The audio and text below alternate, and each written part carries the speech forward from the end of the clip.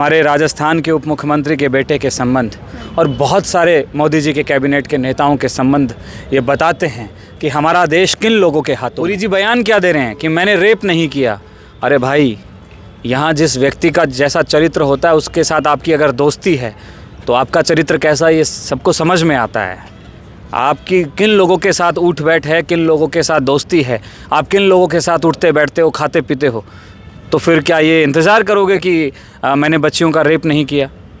मतलब ये गुनाह तो कबूल रहे हैं ना कि एप्स्टीन ने जो है ये सब गुनाह किए, तो आपके उनके घर तक जाना, उनके आयरलैंड पे अय्याशियाँ करना, जेल को 1200 करोड़ का बजट दिया है। एप्स्टीन फाइल्स जो कि इन दिनों बहुत ज़्यादा चर्चाओं में है और जिसको लेकर विश्व भर में एक बहुत बड़ी चर्चा बन चुकी है कि पीएम मोदी भी उस फाइल में इंक्लूडेड हैं। और राजस्थान की बात करें तो उसमें दिया कुमारी के बेटे का भी नाम आ रहा है और भी तमाम बड़े बड़े लोग, चाहे वो बिजनेसमैन हो या फिर जिनके पास भी कहेंगे कि पावर है, पैसा है, वो उन तमाम लोगों के नाम एप्स्टीन फाइल्स में आ रहे हैं। इसको लेकर एनएसयूआई के प्रदेश अध्यक्ष विनोद झाकड़ ने आज सांकेतिक प्रदर्शन किया है सही दिशा में। क्या कुछ आप कहेंगे उस एप्स्टीन फाइल में बड़े बड़े लोगों का नाम आना और उन लोगों का भी नाम आना जो एक पद पर हैं, संवैधानिक पद पर?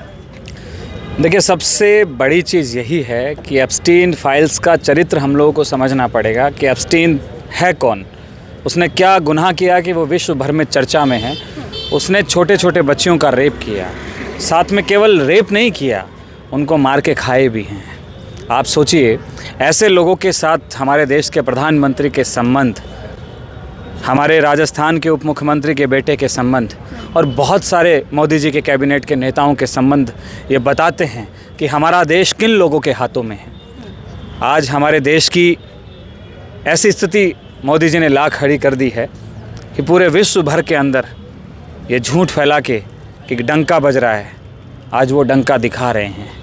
आज ट्रंप के सामने जो है मोदी जी घुटने टेक चुके हैं, आत्मसमर्पण कर चुके हैं।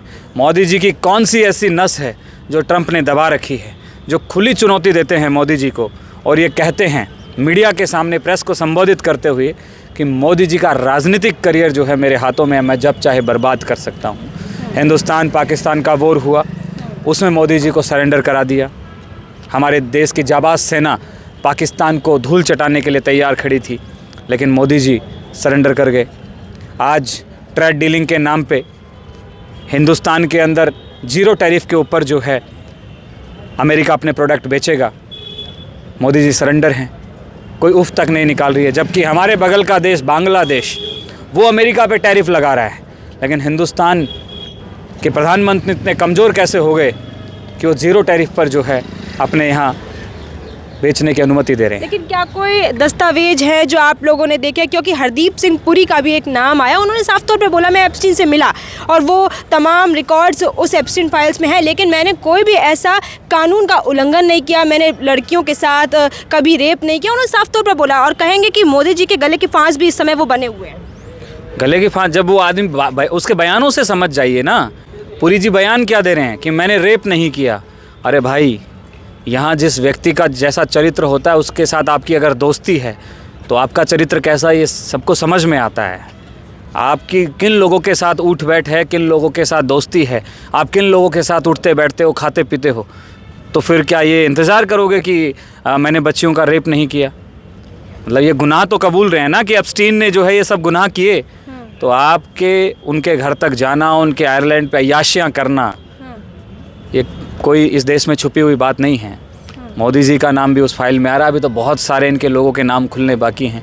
राहुल गांधी जी चर्चा करना चाहते हैं इस विषय पे, संसद के अंदर ट्रेड डीलिंग पे जो है वो चर्चा करना चाहते हैं, लेकिन ये लोग जो हैं बात करने को तैयार नहीं हैं। राहुल गांधी जी का माइक बंद कर देते हैं, राहुल गांधी जी के ऊपर FIR करने की बात करते हैं, राहुल गांधी जी के खिलाफ़ कानून लाने की बात करते हैं। तो राहुल गांधी जी ने जो जो बातें कही वो इस देश में सच साबित हुई है। उन्होंने कहा था कि मोदी जी जो हैं ट्रंप के सामने सरेंडर कर चुके हैं, ये सच्चाई हुई। उन्हें कोविड में कही कि कोविड के आने के कारण क्या होगा इस देश के अंदर, कितना नुकसान इस देश को होगा। राहुल गांधी जी जब संसद में बात बोले तो उनकी मजाक उड़ाई गई और फिर देश में क्या हुआ, वही सब कुछ हुआ जो राहुल जी ने कहा। उन्होंने जीएसटी पे बोला, उन्होंने नोटबंदी पे बोला, उन्होंने बोला कि वोट चोरी करके सरकार बना रहे हैं, एसआईआर का घोटाला कर रहे हैं, हमारे लोगों का, मज़दूरों, किसानों का नाम काटने का प्रयास कर रहे हैं। तो तमाम चीज़ों को लोग लेके जो है आज एनएसयूआई ने एक सांकेतिक धरने का आयोजन किया था और इस धरने का यही लक्ष्य था कि हम लोगों तक जो है इनका काला चरित्र कैसे समझा पाएं। किसी एजेंसी के पास भी जाएंगे, तमाम वो दस्तावेज जिनकी आप लोग अभी पड़ताल कर रहे हैं वो मिलेंगे आपको, किसी तरीके की कोई शिकायत करेंगे आप? देखिए, हमारे नेता इस जगोजहद में लगे हुए हैं, पूरी ताकत से लगे हुए हैं कि वो सारी डॉक्यूमेंट्री निकालें और एप्स्टीन में क्या क्या हुआ, उन्होंने क्या क्या किया, कौन कौन लोग हैं उनसे जुड़े, उनके नाम भी सार्वजनिक किए जाएँ।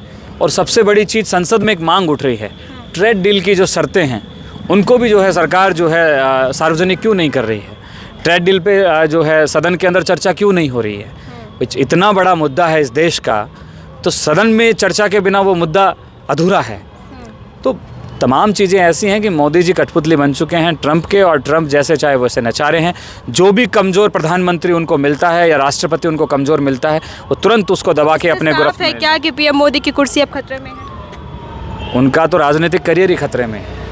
मोदी जी ने अपनी कुर्सी बचाने के चक्कर में न जाने कितने गुनाह कर दिए, और उन गुनाहों का नतीजा है कि आज पूरे देश के अंदर उनकी खिलाफत हो चुकी है। विदेशों के अंदर आप देखें ना, अमेरिका में आंदोलन चल रहा है, आंदोलन में पीछे प्रधानमंत्री जी का एक बुत बना हुआ है, एक पुतला बना हुआ है, उस पर अमरीकी लोग, हिंदुस्तान के प्रवासी उस पर चप्पलों से मार रहे हैं। क्या इज्जत रह गई हिंदुस्तान की?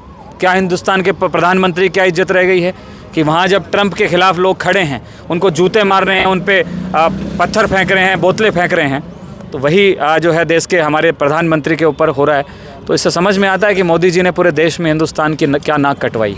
सर, एक सवाल और है मेरा, वो युवाओं से जुड़ा हुआ है। आप अक्सर युवाओं की आवाज़ उठाते हैं। राजस्थान में बजट पेश हुआ है और कहा जा रहा है कि युवाओं के लिए बजट में ऐसा कुछ भी नहीं दिया गया है जिससे युवा खुश हो। दिया है ना, जेल को 1200 करोड़ का बजट दिया है, क्योंकि ये अपने जाने की तैयारी कर ली है। नौजवानों को रोज़गार तो दे नहीं रहे हैं, नौकरियां दे नहीं रहे हैं, नशा इतना आसानी से मिल रहा है जैसे कोई चाय बिस्किट मिलता हो, नमकीन मिलती हो किसी यूनिवर्सिटी और कॉलेज के बाहर।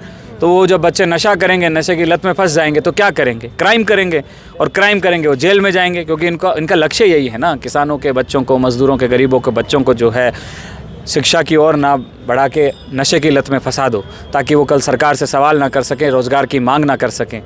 जेल का बजट बढ़ा दिया, इनको पता है कि जेलें अच्छी होंगी, हमें जाना तो तय है। जैसे ही सरकार बदलेगी इनका सबका जेल में जाना तय है, ये 100% है, क्योंकि इन्होंने इतने गुनाह कर दिए हैं कि उनकी माफ़ी भी नहीं। इनके पाप के घड़े भर भर के फूट रहे हैं, रोज़ फूट रहे हैं। तो अब क्या करेंगे? यही करेंगे। तो बजट में ऐसा कुछ नहीं है, नौजवानों को कुछ भी नहीं मिला है। शिक्षा का स्तर, चिकित्सा का स्तर, स्वास्थ्य का स्तर दिन प्रतिदिन जो है इन्होंने गिरा दिया है।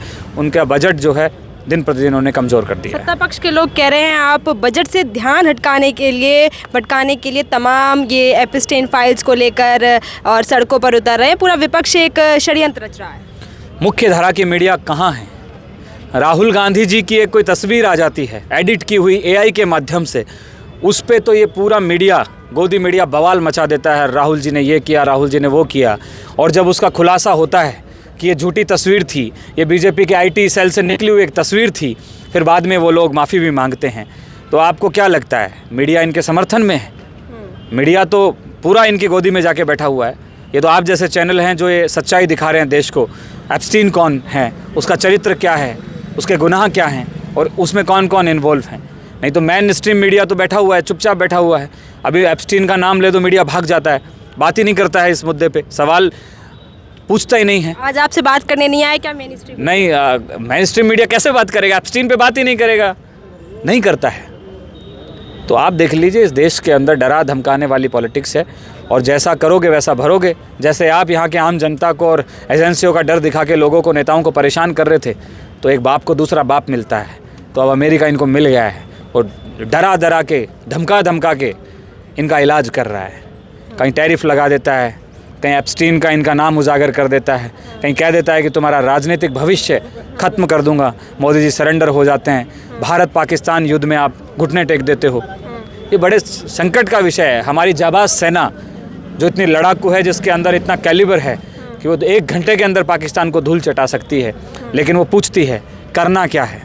चाइना के टैंक हिंदुस्तान के अंदर आ जाते हैं, नरवरे साहब पूछते हैं करना क्या है।